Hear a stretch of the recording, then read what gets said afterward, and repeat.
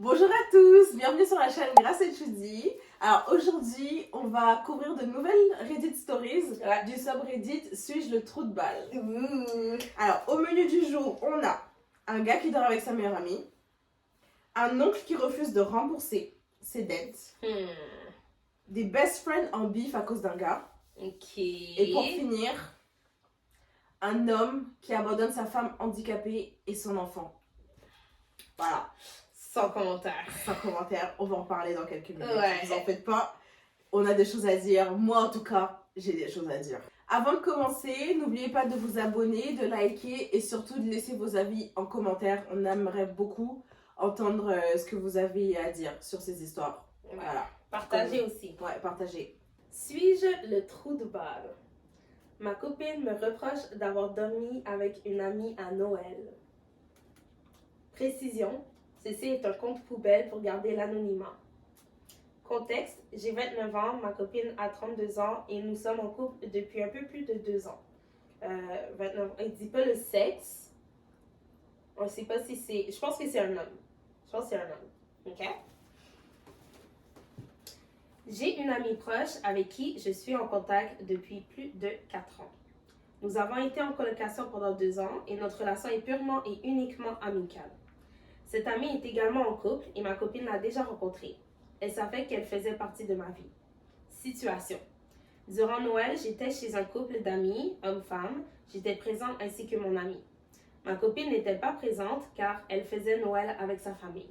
La personne nous hébergeant avait un matelas gonflable 2 places. Pendant Noël, j'ai dormi avec cette amie proche. C'était simplement une nuit de sommeil, sans ambiguïté ni comportement déplacé. Le lendemain matin, tout le monde s'est réveillé et nous sommes repartis ensuite chez soi après le petit déjeuner. Normal. Cette histoire a été évoquée plus tard lors d'une soirée avec des amis. Pour l'info, l'histoire est sortie quand j'ai fait des blagues en pétant dans la nuit. J'imagine qu'il voulait dire des blagues de péter dans la nuit ou quelque chose comme ça. Pas des blagues en pétant. Non, juste, pour préciser. Durant cette soirée, ce sont les mêmes amis de la soirée de Noël, quelques autres de mes amis, l'ami en question et ma copine. Tout le monde était au courant et personne n'a mal réagi ou trouvé ça problématique. Ma copine l'a très mal pris en rentrant de cette soirée et selon que c'était irrespectueux et impardonnable dans une relation de couple de dormir avec une autre femme. Elle m'a répondu que si c'était dans l'autre sens qu'elle dormait avec un autre homme, ça me poserait problème. J'ai répondu que non, que j'avais confiance. La réponse ne lui a pas plu car c'était pas logique pour elle. Depuis cet événement, ma copine m'a demandé de lui laisser de la distance pour réfléchir. J'ai pourtant essayé de lui faire comprendre qu'il n'y avait rien de dramatique. Elle n'a rien voulu savoir. Pour ma part, je suis droit dans mes bottes et je ne me sens pas responsable ni mal dans mes actions. Après 2 ans de relation et à nos âges, ce genre de discussion me semble superflu. Ma question. Suis-je un trou de balle de penser qu'il n'y a rien eu de problématique et qu'elle est juste dans la jalousie? Info supplémentaire. Il y avait un canapé chez mes amis à la place du matelas gonflable. Cependant, il y avait des barres de métal dans la structure du canapé qui font mal au dos. Cela m'a été déconseillé par la personne qui nous hébergeait, c'est pourquoi j'ai préféré dormir dans le matelas, car mon intention première était de dormir dans le canapé. Edith, pour plus d'infos avec les commentaires. Nous n'habitons pas ensemble, mais nous nous voyons toute la semaine. Je vais chez elle tous les lundis et elle vient le week-end. Non, pas de tromperie, j'ai les principes. Ça, c'est le deuxième Edith. On a tous des principes. Et 3, plusieurs discussions avec elle car elle se sentait secondaire dans la relation. Pourtant, je suis impliquée dans la relation, anniversaire de couple, cadeaux, fleurs, restaurants, etc. Ok. On a de quoi? T'en penses quoi? Moi, je pense pas que ce soit le trou de balle. Ok. Je pense que c'est... Ben, après, ça dépend de la... Tu sais, ça dépend de la relation que tu as avec ta personne et tout. Ouais. Et d'à quel point tu fais confiance. On connaît que sa version de l'histoire. Est-ce que c'est la vérité? On sait On pas. sait pas. Mais de ce qu'on a lu, de ce qu'on voit, je pense pas que c'est si grave que ça. Mhm. Il y avait il a essayé de dormir sur le canapé, c'était pas possible. Genre, je vais pas dire à quelqu'un va te faire mal au dos juste parce qu'il y a une femme à côté de toi, tu sais, dans le même lit. Du moment que vous étiez habillés. Ouais, c'est ça. Vous étiez habillés tous les deux. Là, c'est vraiment genre, toi et ta conscience si tu fais confiance ou si tu fais pas confiance. Pour moi. Pour moi. Je suis d'accord avec toi. I mean, c'est de la façon que le OP il parle de ça, c'est qu'il a absolument rien avec son ancienne coloc. C'est basically son ancienne coloc, you know. Puis comme tu dis, tu sais, il y avait une alternative qui était juste pas bien parce que c'était pas confortable pour le gars, donc ils ont dormi ensemble. J'imagine qu'ils ont pas dormi en cuillère ou des trucs comme ça. Par contre, ce que je vais dire, c'est que, tu sais, à un moment donné, justement la soirée que ça a été évoqué, tout le monde le savait sauf elle. Ouais, c'est vrai. Ah, c'est le truc que genre, je suis comme, ouais, ok, c'est peut-être, je comprends pourquoi elle est dérangée, mais de la façon que lui en parle, c'est pas le fait qu'elle a été la dernière à le savoir, c'est qu'il a dormi avec une femme point blank. Tu comprends? Ouais. So, tu sais, je trouve que, genre, c'est comme, en effet, tu sais, c'est rien passé et tout, mais pourquoi tu l'as pas dit à ta copine? Peut-être que tu pensais que c'était pas important, whatever, mais, tu sais, ça aurait été préférable qu'elle le sache de OP plutôt que d'une soirée autour d'une pizza ou genre un truc et des blagues de pète. Ouais, c'est ça, tu vois, et des blagues de pète, là, tu sais. So, moi, c'est comme ça que je pense ça. Non, c'est sûr. Là, c'est sûr que... Parce que même, genre, je l'apprends autour du dîner, tout le monde le sait, qu'est-ce qui s'est passé. Tu vois, pourquoi ça a été caché. Genre, quand t'es revenu après Noël, pourquoi quand tu m'as raconté ce qui s'est passé, oh, j'étais avec David, on a fait ci, fait ça, puis après on a dormi, puis j'ai dormi avec Jean-Christine. Jean-Christine! Ok. J'en sais rien, mais vous avez compris. Mais ouais, genre, pourquoi c'est pas été mentionné dans le quotidien en mode, oh, c'est arrivé, et puis c'était rien de grave, alors que là, ça fait... What? Ouais. Qu'est-ce qui s'est passé? Pourquoi tu m'as caché? Moi, j'ai une question pour toi. T'en penses quoi de comment OP, il gère la situation? Comment il gère un peu... Je pense que, ok, ceci selon toi, c'est des choses à votre âge que vous devriez pas, genre, il ne devrait pas avoir ce type de jalousie. C'est une chose, mais ton partenaire a besoin d'être rassuré et c'est le moment où tu devrais le rassurer. Je suis absolument d'accord avec ça. Genre, tu peux pas la laisser... Faire dire comme, oh, t'en fais trop, je vais te laisser, genre, délai avec tes émotions. Là. Ouais, ça va pas arranger la situation, ça va juste l'empirer. Ok, elle va peut-être passer à autre chose là, mais moving forward, il y aura plus de confiance. Il y aura plus rien parce que t'as pas été capable de la rassurer jusqu'au bout. C'est un long processus, c'est peut-être chiant pour toi. Peut-être que t'as l'impression que ça arrive, ça mène à rien et tout, mais je pense que c'est quand même important de faire le geste, de dire écoute, je comprends d'où tu viens, ton point de vue et tout, mais il s'est rien passé, puis je vais te montrer que tu peux toujours avoir confiance en moi par mes actions, par mes mots, etc. Parce que je peux pas revenir en arrière, ce qui est fait est fait. Maintenant on peut que aller de l'avant, tu vois.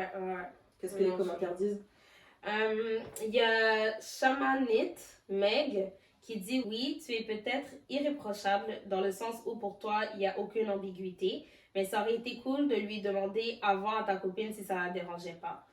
Moi je suis pas d'accord avec ça. Moi c'est plus, tu sais, t'aurais dû lui dire après, c'est tout. Parce que là, de demander la permission si tu veux dormir dans le même lit, puis ta copine elle dit non, je préfère que tu te prends un bar dans le cul par le truc qui est pas confortable et tout.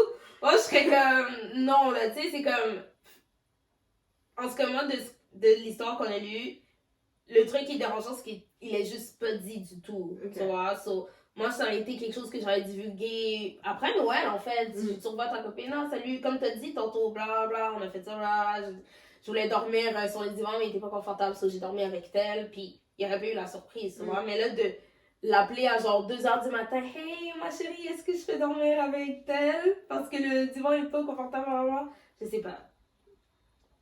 Je sais pas. Ouais. Je trouve ça bizarre. Parce que c'est pas ta mère. That's your girlfriend, you know? So, en même temps, ben, est-ce que tu demandes la permission de? Ou tu informes avant que ça arrive. Exactly. Ou tu informes après que c'est arrivé que. Ouais. Non, mais moi, en tout cas, de cette histoire, ça ressoulève la question, est-ce que les hommes et les femmes peuvent être amis? Moi, je pense que oui. Les hommes et les femmes peuvent être Oui, amis. mais je pense que justement, ça veut dire que cette réaction de jalousie dans la tête de la copine de Hopi, Ouais. c'est pas possible que vous ayez genre juste rien fait parce que vous êtes un homme et une femme et que Ouais. forcément, à chaque fois que vous êtes à 5 cm l'un de l'autre, il y a de la passion Ouais. et des envies, et puis que personne n'est capable de se contrôler en tant qu'être humain, Ouais. de contrôler ses désirs, et que forcément, si t'es à côté d'une femme, Mhm. t'as forcément des désirs parce que t'es un homme, tu peux pas dire non à ça, Ouais. tu vois? Ah, les hétéros, vraiment. Mikey Ferré dit, perso, je l'aurais mal pris aussi, surtout en l'apprenant de cette façon. Ouais. Silly Perception, il dit personnellement, je peux me mettre à la place de ta copine, je comprends qu'elle puisse être mal à l'aise et dérangée par cette situation. Pour moi, ce n'est pas vraiment une question de confiance ou une question de tromperie, c'est une question de validation de ses sentiments et de respect de ses propres limites personnelles. Je vais pas lire le commentaire au complet parce que juste ça dit tout, je trouve. Suis-je le trou de balle pour avoir confronté mon oncle à propos d'une dette de 700$ pendant qu'il se vante de vacances surprises aux Maldives pour sa fille? Okay. En septembre dernier, mon oncle Daniel, 43 ans, avec les noms plus, ouais. Est venu me voir, 22 ans, l'air tout stressé, et m'a demandé si nous pouvions discuter car il avait besoin d'un service. Il a commencé à parler de sa situation financière difficile et du fait qu'il n'avait vraiment nulle part où aller car il ne pouvait demander à personne d'autre. J'étais la seule option disponible à ce moment-là. Je ne suis pas riche, mais je me trouvais simplement avoir la somme dont il avait besoin à ce moment-là. Selon lui, c'était une situation sérieuse qu'il ne pouvait pas aborder ou partager avec d'autres membres de la famille. Et le problème devait être résolu rapidement. Sans trop réfléchir, je lui ai prêté l'argent après qu'il ait beaucoup insisté. Nous avons convenu d'un remboursement avant décembre et je n'ai pas demandé d'intérêt.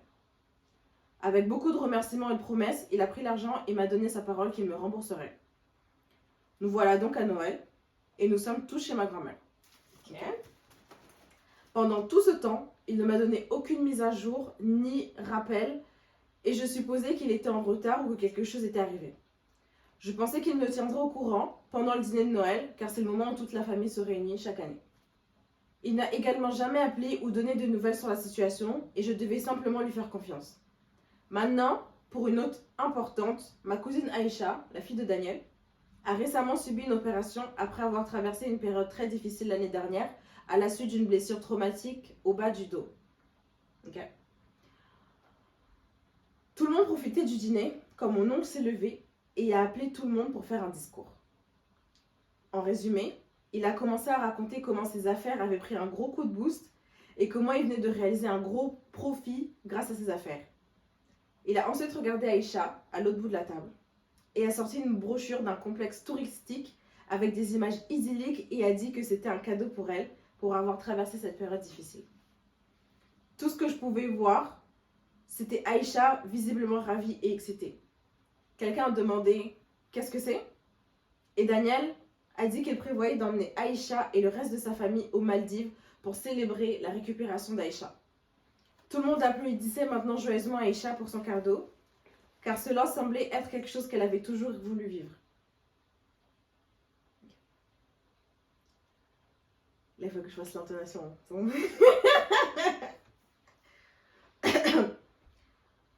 Tu peux te permettre tout ça, mais pas de rembourser ma dette? Ces mots me sont simplement sortis de l'esprit sans réfléchir. Il a répondu « Pourquoi tu parles de ça maintenant ?»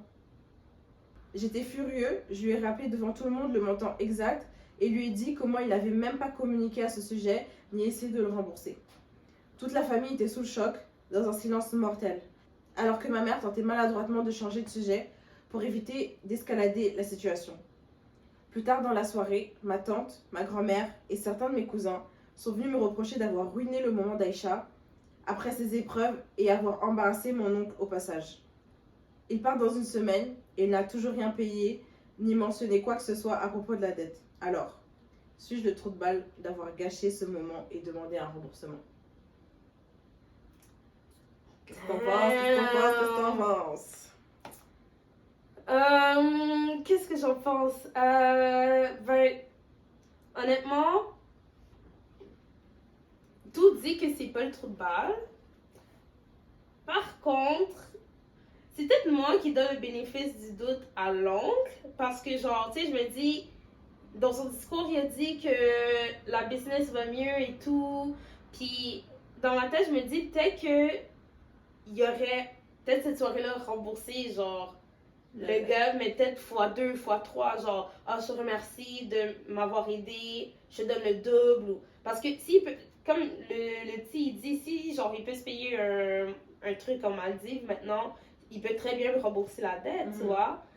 Mais j'ai l'impression que, en le mentionnant, non seulement en gâchant aussi le moment de Aïcha, mais en le mentionnant au dîner comme ça, il s'est un peu, genre, tiré une balle dans le pied. Mais c'est moi qui est tout le temps dans les peut-être que si, peut-être que ça. Genre, je cherche tout le temps les possibilités qui sont possibles, tu vois.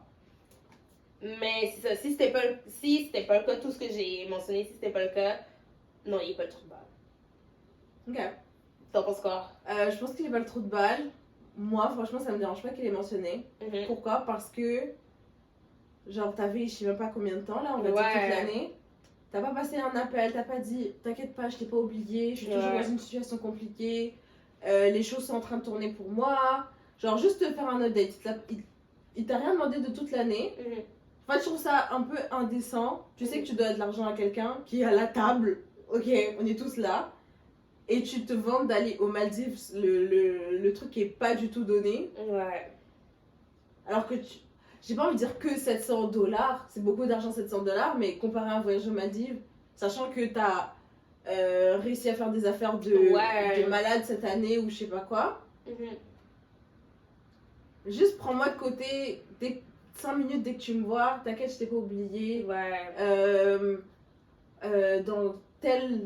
Dans 2 semaines, je te rends l'argent, je te rends même avec des intérêts, tu m'as beaucoup aidé, merci beaucoup pour tout ce que t'as fait pour moi. Ça me touche et on passe à autre chose, tu vois. Et là, ça fait comme... je pense qu'il a surtout mal réagi parce que ça fait comme... Quelqu'un t'a aidé, puis t'as réussi à t'en sortir et ça fait un peu ingrat. Ouais. Ça fait un peu ingrat, tu veux te vanter de... Et puis, c'est pas anodin que tu te lèves devant toute la famille. Non, que tu dises, quelque chose j'emmène ma fille aux Maldives, tu vois. Ouais, c'est pensé, c'est calculé, tout. Je dis pas calculé, genre de façon mesquine, mais c'est que tu dois le faire, c'est tout, tu vois. So, non, je suis d'accord avec ça. Et tu viens, tu m'as vu, tu sais ce qui s'est passé il y a quelques mois, que t'es venu me supplier pour me demander. Et déjà, je trouve ça bizarre. Tu veux qu'un homme de 40 ans va demander à un enfant un jeune adulte. Mais c'est 2 ans en année d'adulte, c'est un enfant. C'est un enfant. Mais genre, que tu vas demander à un jeune adulte de 22 ans, je sais pas quel métier il fait, mais il doit pas être bien riche à 22 ans, à moins que il y a des gens. On sait jamais, Mais de tous les adultes de la famille, de tous tes amis, c'est à moi que tu viens demander. Qu'est-ce que t'as fait de cet argent? Tu vois? Moi, je trouve ça bizarre. Moi aussi, je trouve ça bizarre. Quand t'avais dit ça en premier, j'étais comme 45 ans, tu vas demander genre à un des plus jeunes membres de la famille, genre pour de l'argent. $700 à 22 ans, c'est pas une petite somme. C'est beaucoup, là. C'est énorme, même là aujourd'hui, ça te sert. Ouais, je reçois $700, je suis comme wouh! On m'a dit! Non, faut pas exagérer non plus. Non, mais genre, je trouve ça shady. Ouais, c'est shady. Shady de fou. Suis-je le trou de balle d'avoir coupé les ponts avec ma meilleure pote à cause de son obsession pour un mec toxique? Alors, moi, H35, je suis super pote avec cette fille, F31, depuis 3 ans. C'est vraiment ma meilleure pote, on est hyper proches et on se raconte tout, surtout nos histoires de cœur. Mais voilà, elle a toujours eu des relations pourries avec des mecs qui la traitent mal, la trompent, la ghost ou lui mentent. Ok, attends. Récemment, elle a rencontré un mec sur un appli de rencontre. Le gars a direct commencé à faire du love bombing, genre on va se marier, on va passer notre vie ensemble. Elle m'a appelée trop excitée, genre lui c'est le bon, tu vas voir, il faut que tu le rencontres. Elle adorait qu'il bosse dans le monde de la nuit parce qu'elle kiffe tout ce qui touche à la fame. Moi je lui ai dit de faire attention, mais elle était persuadée que c'était différent cette fois. Mais évidemment, ça n'a pas pris longtemps avant que ça parte en vrille. Le mec disparaissait pendant plusieurs jours avec des excuses bidons du genre « j'étais avec des potes » ou « chez mes parents », sauf que les trucs qu'il racontait ne collaient jamais. Elle a commencé à stresser, à se demander si c'était de sa faute, et elle lui a proposé une relation exclusive. Le mec a dit oui, et elle était trop contente. Mais devinez quoi? Rien n'a changé. Il continuait à la ghoster et à mentir sur ce qu'il faisait. Elle a ensuite rejoint un groupe Facebook où des meufs de Londres partagent des infos sur les mecs chelous qu'elle date. Là, elle a découvert que ce gars avait déjà eu des comportements super toxiques avec d'autres filles, rien de légalement condamnable, mais clairement des sales trucs. Elle a aussi découvert qu'il était encore actif sur les applis de rencontre. Okay. J'ai passé des heures au téléphone avec elle pour la réconforter, lui dire qu'elle méritait mieux et lui expliquer à quel point ce mec était dangereux. Mais malgré tout, elle lui a pardonné. Ensuite, elle est allée chez lui et a trouvé des cheveux d'une autre fille dans son lit et des capotes usagées dans la poubelle. Le mec lui a sorti que c'était des vieilles capotes et que ça venait d'une pote. Sérieusement? C'est ça qui est écrit. Moi, j'ai juste rajouté l'expression. Bref, on pensait tous qu'elle avait enfin compris et qu'elle avait coupé les ponts. Pendant le nouvel an, elle m'a même dit qu'elle l'avait bloqué partout. Mais le lendemain, je vois dans ses stories Insta qu'elle est partie le rejoindre au Portugal pour un trip de 4 jours. Elle m'avait menti en me disant qu'elle allait bosser. Là, j'ai pété un câble. Je lui ai dit qu'on devait arrêter de se parler parce que je me sentais trahie et je ne pouvais plus supporter ses mensonges. J'ai passé tellement de temps à essayer de l'aider et à être là pour elle, mais j'ai l'impression que mes conseils ne comptent pas et qu'elle ne m'écoute pas. Alors, est-ce que j'ai mal réagi? Est-ce que j'aurais dû continuer à la soutenir ou j'ai bien fait de couper les ponts? J'entends ce que tu penses d'abord. Ok. Vas-y. Moi, dès que j'ai lu le titre, je savais déjà c'était quoi mon opinion. Moi, je comprends les gens, ok, qui sont un peu exaspérés que leurs amis répètent des actions qui ne sont pas nécessairement bonnes ou voilà, qui les mettent pas en avantage ou peu importe. Mais tant que c'est pas des trucs qui te mettent en danger ou qui t'aident ta crédibilité ou ton, comment on dit, voilà, ta réputation, des trucs comme ça, je trouve que c'est important de quand même garder le contact avec cette personne-là. Surtout si c'est une personne qui a tendance, comme l'ami de Opie, à être dans des relations toxiques. Parce que la pire chose que tu peux faire, c'est de couper les ponts avec cette personne-là. Peut-être même si elle continue à genre faire les mêmes actions, peut-être que tu étais la personne qui la faisait réfléchir un peu pour qu'elle finisse par snap out d'une relation puis faire ok, je peux plus supporter ça, tu vois. Ouais. Puis quand tu perds contact avec cette personne-là, bah la personne, elle a plus personne pour raconter ces choses-là. Donc, quand une relation, si jamais comme elle tombe sur justement un homme qui est violent, un homme qui profite de son argent, des trucs comme ça, ben là, elle va être seule, tu vois. So, tu sais, je comprends que ça peut être vraiment agaçant de toujours devoir se répéter et tout, puis que son ami lui a menti en disant que je l'ai bloqué, puis next thing you know, il est en Portugal ou des trucs comme ça. Mais c'est ça, être un ami.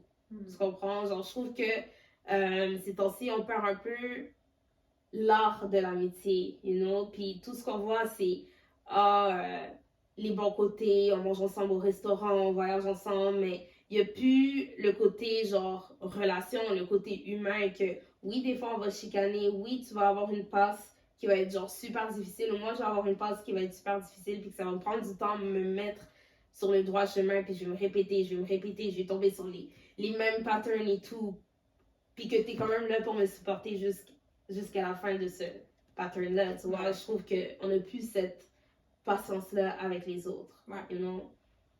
So, ça c'est... Dès que j'ai lu le titre, je savais que c'était je savais. So, je trouve que oui, Opie est un trou de balle.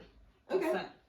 Ben, en fait, je suis d'accord avec toi. Je suis 100% d'accord avec toi. Surtout par... En fait, je pense que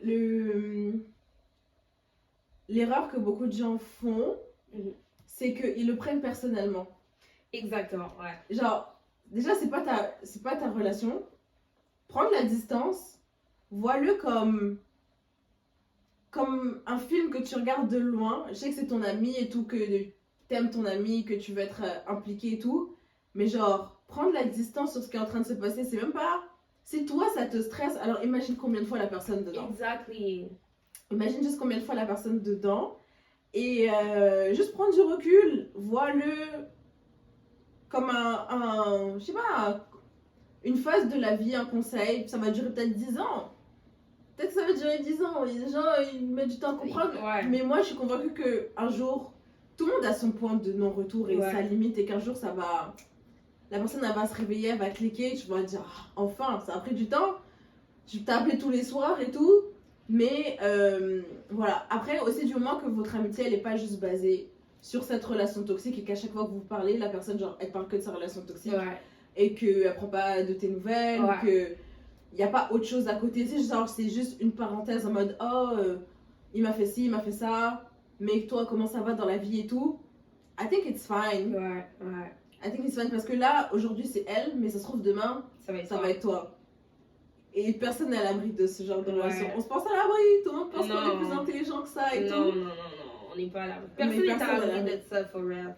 Puis, non, ça me fait penser, tu sais, genre, en tout cas, avec mes amis, tu sais, genre, je suis toujours celle, tu sais, tu m'as entendu tantôt quand genre mon ami m'a appelé, puis j'ai comme, tu sais, des fois, il faut juste que tu sois honnête avec tes amis pour que genre, elles comprennent. Peut-être qu'ils vont pas comprendre, peut-être qu'ils vont comprendre, mais je préfère que tu m'appelles puis que tu me dises qu'est-ce qui se passe, puis qu'on en discute ensemble, plutôt que je te, pas que je te fasse honte, mais que je te fasse ressentir la honte de vivre ces trucs-là, tu vois. Puis genre, tu sais, un moment donné, j'ai une de mes copines qui m'avait appelé et tout, puis tu sais, genre, elle m'avait appelé disant, bon, je sais que, genre, tu vas être tannée de m'écouter parler de cette personne-là, mais telle chose qui se sont passées, tu vois. Puis c'était des trucs qui étaient quand même, genre, pas lourds, mais que, tu sais, c'est une porte glissante, tu vois.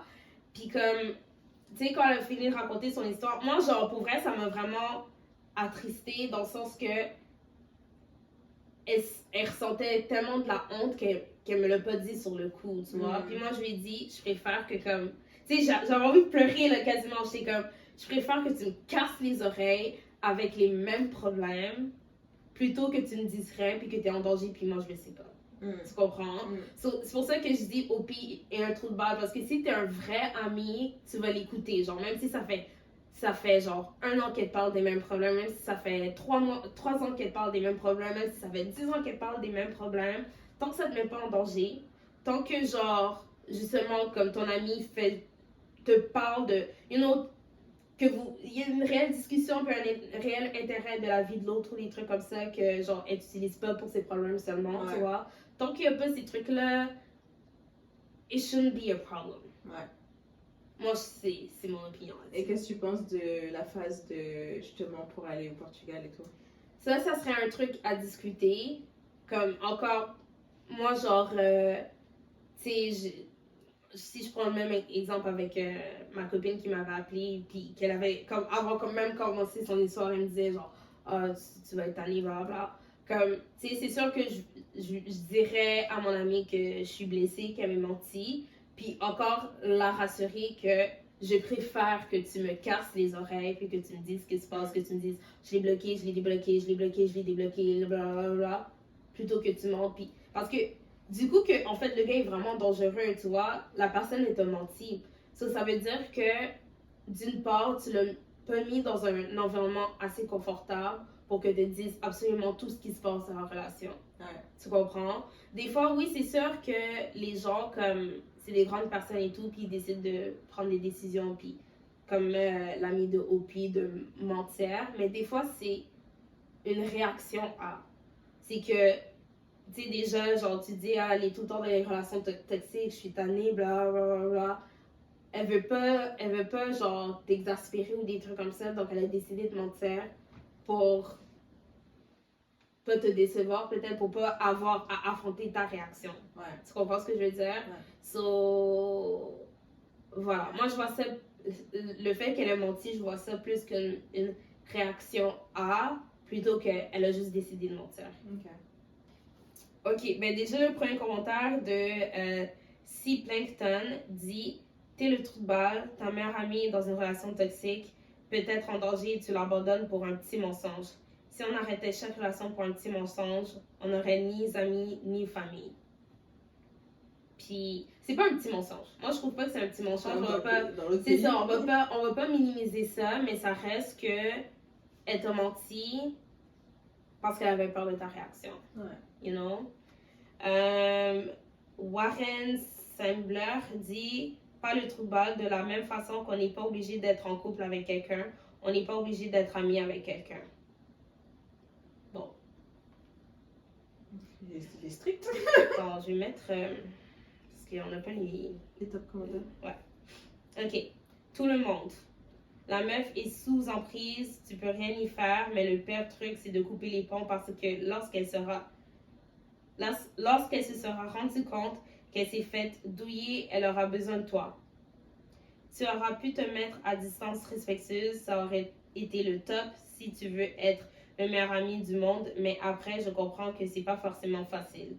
Es-tu clair sur tes sentiments ou non envers ta pote pour que ça te fasse souffrir autant? Il est en train d'insinuer qu'il a peut-être des sentiments sur sa pote. Ouais. Mais là, je pense qu'on rentre les hommes, les femmes peuvent pas être Encore amis. une fois. Encore une fois. Moi, je pense, tu sais, c'est ça, c'est juste...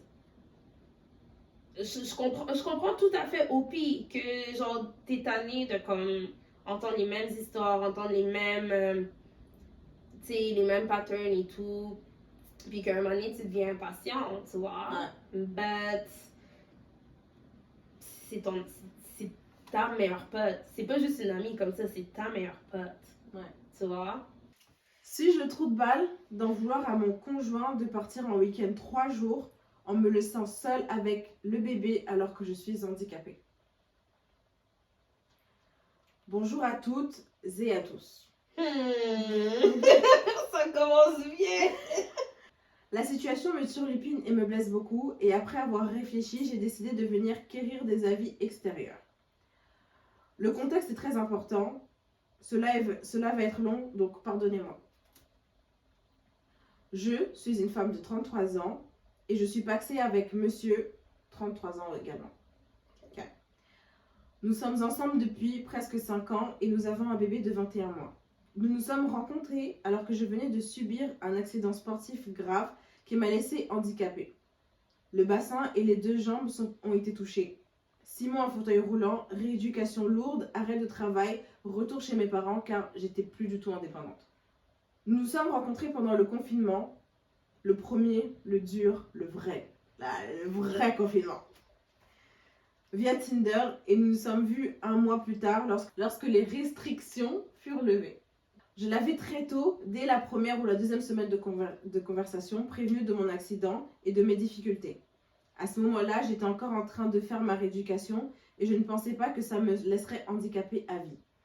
Néanmoins, il a tout accepté, il a été un amour, m'a même accompagnée à mes séances de rééducation, chose très dure car j'apprenais tout simplement à remarcher. Au fil des mois et des années, mon état s'est amélioré, mais je n'avais jamais retrouvé totalement l'usage de mes jambes. Mon diagnostic n'est toujours pas clair jusqu'à présent. Mais en tout cas, ce qu'il faut retenir, c'est que j'ai des douleurs chroniques, ponctuées de crises plus douloureuses encore. J'ai mal dans le bassin et dans l'entièreté des jambes en permanence. Et lorsqu'une crise se déclenche, je suis sous antidouleur jusqu'à pouvoir prendre 100 mg de morphine par jour. C'est énorme. Okay. Je suis en télétravail à 100% et j'ai été reconnue officiellement comme handicapée. Mes parents se barrent à l'autre bout du pays et ceux de monsieur sont aussi loin. On n'a aucune famille là où on vit, pas à moins de 350 km. Les amis, eux, sont assez loin et ont eux-mêmes des enfants et leur propre vie. J'ai réorganisé toute ma vie en fonction de cet handicap et monsieur, m'ayant connu ainsi, l'a pleinement accepté. Il me soutient sans être condescendant. Il est attentif, mais jamais trop précautionneux. Moi, je suis une éternelle optimiste. J'ai le sourire H24. Je tâche d'aller de l'avant. Je refuse que mon handicap régisse ma vie. Au point que parfois même, je ne suis pas raisonnable et que je me force trop et je le paye cher ensuite. Mais je ne veux pas vivre comme je suis censée le faire, dans un fauteuil roulant H24, très peu de conduite, jamais de sport, peu d'efforts. Je ne vivrai plus et ça me tuerait. Avant, j'étais sportive, je sortais, j'étais active quoi. Nous avons eu un bébé en mars 2023. J'ai été très accompagnée et nous avions très longuement discuté de cela. Monsieur voulait des enfants, moi aussi. Mais être parent et handi, ça implique certaines choses. J'essaie de mener une vie équilibrée. Je continue de bosser à 100% en télétravail. Je fais partie d'une association à côté. Je joue aux jeux vidéo, je lis, j'écris, je fais des tas de choses. Et je suis devenue maman. Après avoir accouché, l'entreprise de monsieur est passée à la semaine de 4 jours. En 4 jours, il fait les horaires qu'il en faisait en 5. Il bosse donc du lundi au jeudi, de 9h à 19h30. Lorsqu'il rentre à la maison, il est 20h30, 21h par là. Nous avons choisi de mettre bébé à la crèche du lundi au jeudi. Et le vendredi, c'est donc papa qui le garde à la maison pendant que moi, je télétravaille. Ça nous permet d'être ensemble. Mais les problèmes ont commencé à ce moment-là. J'étais seule à gérer notre bébé après ma reprise professionnelle. C'est moi qui l'emmenais à la crèche, moi qui le préparais le matin, moi qui allais le chercher le soir, moi qui le gérais jusqu'au coucher. J'étais très fatiguée et mes douleurs ne faisaient qu'empirer. Gérer un bébé, je ne pouvais pas prendre mes béquilles ou ma canne, beaucoup trop compliqué. Imaginez devoir porter dans vos bras un petit être fragile avec des béquilles. Impossible. Donc, lorsque je gère bébé, je marche normalement, sans aucune aide. Je vous mets dans le mille. Chaque pas est une souffrance, chaque portée est une douleur. Mais les sourires de mon bébé me donnent le courage de surmonter tout ça. That's so cute. J'ai choisi d'être maman. Et initialement, notre quotidien ne devait pas ressembler à ça. On a organisé la chose de façon à ce que ce soit un jour sur 2 et à ce que j'ai moitié moins de charge. Monsieur a bien tenté de demander des horaires arrangés vis-à-vis de ma situation. On précise qu'un texte de loi stipule qu'un membre de la famille proche d'une personne handicapée a le droit à un aménagement d'horaire dans le but d'aider cette personne handicapée. C'est dans la loi, il faut retenir ça. C'est dans la loi. C'est dans la loi. Mais ses patrons ont refusé tout net. Ils ont dit, alors, pour le contexte, monsieur travaille dans une start-up dans la pub. Ben là... Des patrons qui lui Je pensais balancent... qu'il sauvait des vies ou quelque chose de même. Non, il travaille dans la pub. Une petite start-up. Les patrons qui disent que c'est pas leur souci et que c'est à la femme de s'occuper des gosses et qu'ils s'en foutent que je sois handicapée ou pas. Qu'ils sont une famille et que tout le monde doit être aux mêmes horaires au travail. Et qu'ils étaient même prêts à aller jusqu'à devant la justice alors que la loi est de notre côté. Et ils en sont même venus jusqu'à lui pourrir la vie au travail pour lui mettre la pression. Okay. Il y a du matériel pour une poursuite, puis le gars, il continue à travailler pour... Aïe. Et puis même, pause, mais genre... J'ai oublié ce que je voulais dire. Donc pas pause. Mais attends. Genre, le gars, il s'occupe pas du bébé, même le week-end. On passe de ce qu'on lit là. Damn. C'est, en tout cas, À date, on n'a même pas encore fini. Je pense qu'il en reste beaucoup, non? Oh, on n'est même pas à la moitié de l'histoire. Ok. Déjà, j'ai envie de dire de divorcer. Parce que là, il va devoir s'occuper du bébé quand ça sera à son tour. For real, il va comprendre, genre, c'est quoi la charge de travail et tout. Mais en même temps, Opie va être seule. Mais elle fait déjà seule. Ouais, elle fait déjà toute seule. So... Bref. Ok, on continue. Tout ce que mon conjoint avait demandé, c'était d'arriver 30 minutes plus tard le matin. Donc au lieu d'arriver à 9h, arriver à 9h30.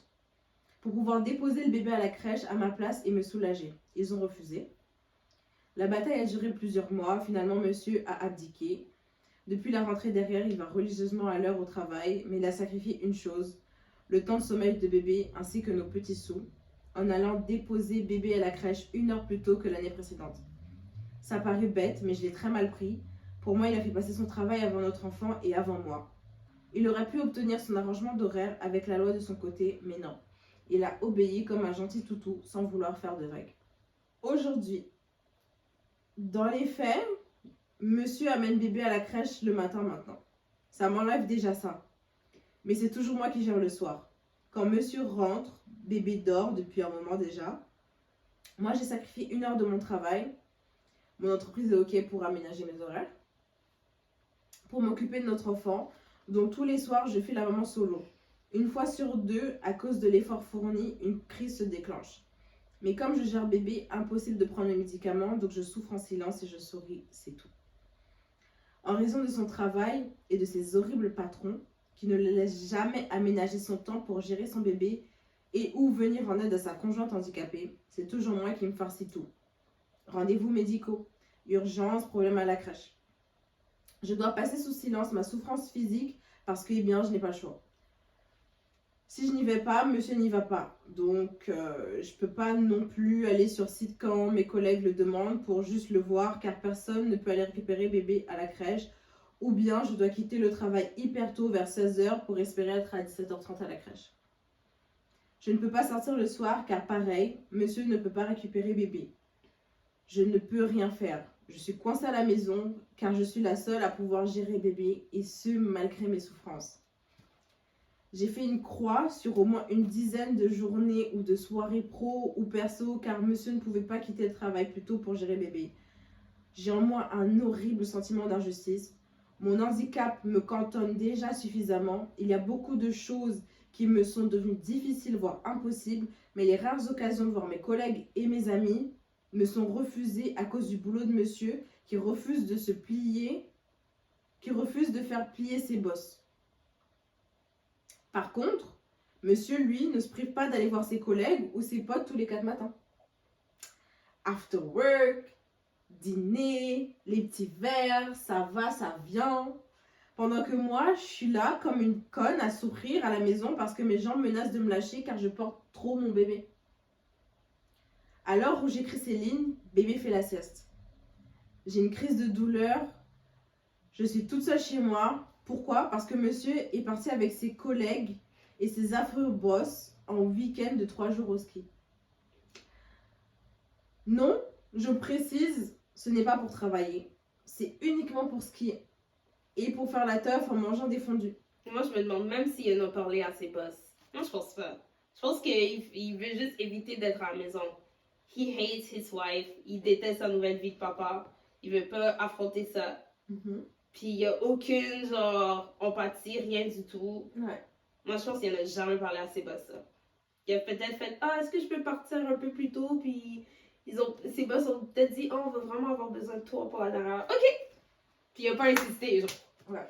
Je pense que c'est ça qui se passe.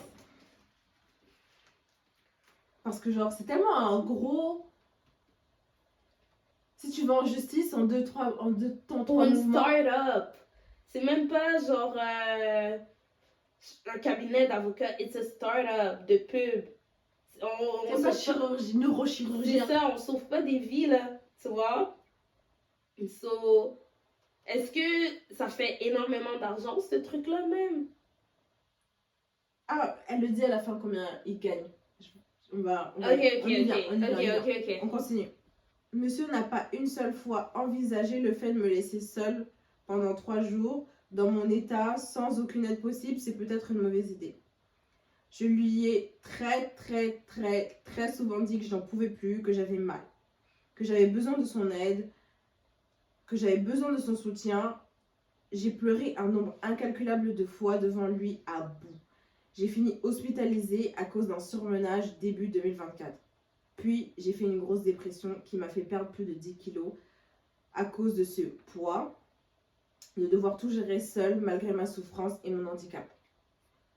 Là, je suis triste, je suis atterrée, je suis furieuse, je suis blessée. Mais je suis aussi résignée. Je vous le promets, j'ai tout dit, j'ai tout expliqué. Je communique énormément avec lui, mais rien n'y fait. Il s'est barré ce matin à 5h du matin pour aller faire son ski, sans se dire que ça me mettait dans une situation difficile, et moralement et surtout physiquement. Il n'a même pas cherché à savoir si j'avais trouvé quelqu'un pour m'aider. Il n'a même pas lui-même cherché de solution pour moi. He's checked out. Il a checked out de la relation. Oh my God. Je suis tellement usée. On dit de moi que je suis une femme forte, mais ce week-end au ski me tue. Je compte pas le quitter. Je l'aime, il m'aime. Mais je ne sais plus comment lui dire que je racle le fond au niveau douleur et qu'il faut vraiment qu'il m'aide. Car hélas, je suis handicapée et malgré ma force de caractère, je ne peux pas vraiment vivre normalement. Alors, suis-je le trou de balle de lui en vouloir pour être partie tranquillement au ski avec une entreprise et des boss qui n'en ont rien à faire de moi, de lui, en me laissant seule avec mon handicap et bébé? Edith. Monsieur gagne 54 000 par an, j'en gagne 40. Euros. Ouais, en euros. Est-ce que c'est beaucoup, c'est considéré beaucoup, ou c'est beaucoup mais pas assez pour agir de cette façon? C'est beaucoup, ça dépend où ils habitent. Enfin, je pense qu'à deux, ça va. C'est quand même... Parce que 54 c'est 000 bon. ici, c'est comme... Non, c'est Ça- pas même 54 000. Exactly. C'est comme, c'est combien? On est dans les 60-70 000, right? On peut chercher La conversion. conversion. Let me check. Mais après, le coût de la vie n'est pas pareil et tout. C'est plus cher ici. Ouais. Ok. Monsieur gagne 54. Non. Monsieur gagne 57. J'en gagne 40 en cumulant mon travail principal et mes missions tierces. Ok, c'est presque 85 000. Ouais, c'est quand même un bon salaire. Ouais. Mais Ouais. Pour agir de cette façon-là, je trouve pas. genre, il y a clairement... Si tu faisais des six figures, ok. Même là, il y a clairement genre juste un manque d'empathie. T'as une personne Ouais. handicapée en face Ouais, de toi. ouais, qui souffre constamment. Puis c'est pas comme si tu l'as connu hier, là. C'est Ça fait c'est 5 ta ans. femme Ouais. et c'est ton bébé. Ouais. C'est pas... déjà, je sais pas, dans la rue, tu vois une personne handicapée, tu dirais pas...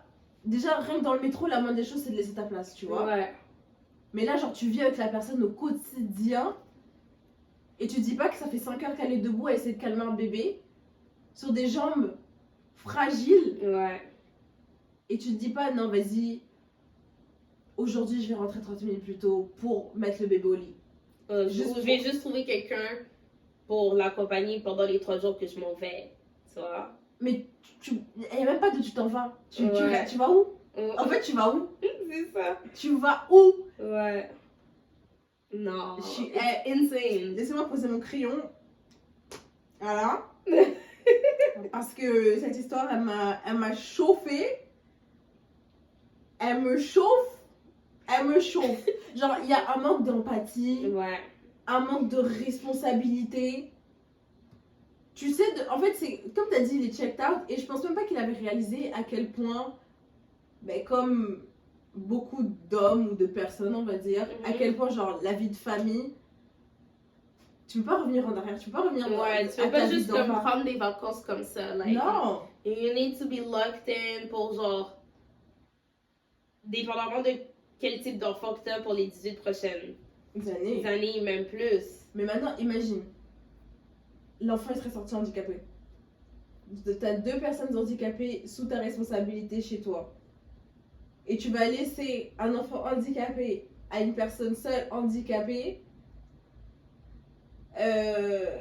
genre, là, tout va bien dans ton esprit, tu dors tranquille la nuit. Bref, moi, mon seul problème avec toi, Opi, bah, je t'adresse, mais c'est pas un vrai problème. C'est genre, tu dis que j'ai l'impression que tu te pousses un peu trop et que tu veux tellement vivre ta vie normale que, pas que t'en oublies ton handicap, mais que t'essayes de faire comme si il n'existait pas alors que tu pourrais utiliser ton fauteuil. Ça, c'est juste vraiment genre, je vois que t'essayes de te pousser, mais des fois, il faut prendre soin de sa santé. Ouais, des fois, honnêtement, genre, j'ai l'impression, surtout en tant que femme, on veut toujours se pousser, genre, pour le bien des autres, mais c'est jamais pour notre bien à nous, tu vois. Puis, genre, tu sais, thank God, genre, que ça fait en sorte que ton bébé va bien et tout, mais, ben là, c'est sûr, elle n'a pas de partenaire pour faire ça. Mais je me demande si elle avait pas l'habitude de se pousser autant. Est-ce que, genre, le partenaire aurait été aussi à l'aise de faire ce qu'il a fait? Moi, je pense que peu importe, ça n'aurait pas changé. Comme ça, c'est le caractère de la personne. Même si elle faisait le moins d'efforts possible. Puis, tu sais, je dis pas ça pour, genre, la discréditer. C'est vraiment comme qu'elle prend ça relax sur ses jambes et tout. Je pense qu'il aurait quand même pris pour acquis, you know? Mais des fois, genre, quand tu montres trop que t'es une personne forte et tout, les gens se disent, ah, ben, elle est forte. Elle peut prendre ce qu'elle peut, genre, tu vois. Mais c'est pas le cas. C'est pas le cas, mais surtout que elle a exprimé plusieurs fois. C'est ça le truc. Que genre là c'est bon, j'en peux plus. Là, j'arrive à mes limites. C'est pour ça que je dis, genre, c'est un truc de caractère. Le gars, c'est le caractère le problème. C'est pas que, genre, elle fait trop d'efforts ou non, parce qu'elle lui parle, puis le gars, il s'en fout, en fait. You know? Ouais. Ok, je vais pas choisir un commentaire en particulier à lire, parce que dans les commentaires, il y avait beaucoup de gens qui disaient, ouais, mais laisse-le vivre, tu sais, genre, tu parles de surmenage, tu te plains beaucoup quand même un peu au pire. Ouais. Et ma réponse, c'est que je pense que ces gens-là, en fait, ben, c'est comme les boss. Ouais. De quoi tu te plains? T'es une femme? Handicapée ou pas, c'est ton rôle d'être à la maison, laisse-le dehors, il va travailler, il fait un job super important. Et quand même, il t'aide un peu parce que dans les édits, t'as dit qu'il cuisine, il le dépose à la crèche le matin, c'est suffisant. Pourquoi tu te plains? De quoi tu te plains exactement? But that's not even the bare minimum. Genre, tu sais, comme. Encore, je vais pas discréditer, genre, le rôle du gars et tout, mais comme un bébé, genre, it's a lot. You know, it's a lot. Puis comme, tu sais, l'amener à la crèche puis faire à manger, c'est sûr que ça peut enlever un poids, mais ça veut pas dire que tu peux te comporter de n'importe quelle façon puis partir pendant 3 jours pour ça, you know? Parce que la fille, elle pourrait décider, genre, si elle voulait, bon, je m'en fous que tes boss, ils veulent pas que tu prennes des congés, mais moi, genre, j'ai travaillé assez, j'ai mal aux jambes et tout, je me prends, genre, 1 mois dans un centre de réhabilitation, puis tu t'arranges avec. Elle pourrait très bien faire ça. Puis là, genre, ça suit les commentaires des gens, comme, tu sais, elle a fait son travail, elle a besoin de repos, elle va prendre son repos, elle a le droit, tu vois. So, c'est comme, est-ce que, parce que, honnêtement, elle serait plus en droit de faire ce genre de truc-là que le gars, tu sais. Je sais que c'est pas une compétition de qui souffre le plus ou whatever, mais c'est juste, tu sais, mets-toi à la place de l'autre. Non seulement ta femme s'occupe d'un bébé, mais elle fait tout ça alors que ses jambes est genre sur le bord de lâcher, tu vois. Puis toi, tu t'en vas pendant 3 jours sans même trouver quelqu'un pour l'aider pendant ces 3 jours-là. C'est le week-end, t'aurais pu dire je vous dépose chez ma mère. Exactement. Ou j'ai fait les repas pour les 3 prochains jours. Je me suis assurée que ça soit prêt. Il y a le numéro de ma mère qui est prêt pour toi si genre jamais il y a ci, si jamais il y a ça. J'ai mon ami qui va passer ce week-end de 15h à 16h pour je t'ai réservé une session spa, ok, massage pendant cette journée-là. Demain, tu vas avoir telle affaire. Tu sais, genre, il aurait pu aussi, je sais pas, organiser un truc pour elle au lieu de juste partir, you know. J'imagine, dans ce temps-là, ils font pas de date.